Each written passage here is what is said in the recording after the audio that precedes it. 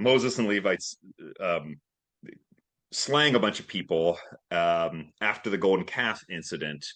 Um, if you're just trying to reconstruct what's happening there, and I see this all the time, right? The goal, I think, if you ever try to preach that passage, most of the time you just try to ignore it, and you hope people, your parishioners, ignore it.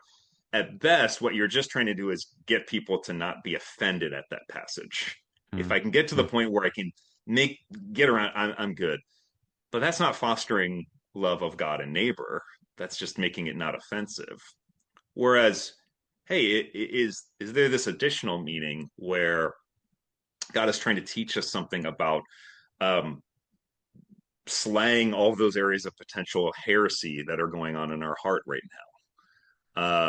Figuring out the ways in which we're struggling with temptation and taking radical steps to deal with that.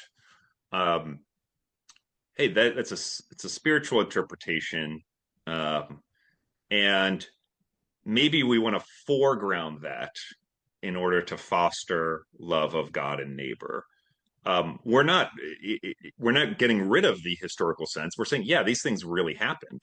We don't have to sort of pretend like they didn't. We're still upholding the reality of these events in God's working in history.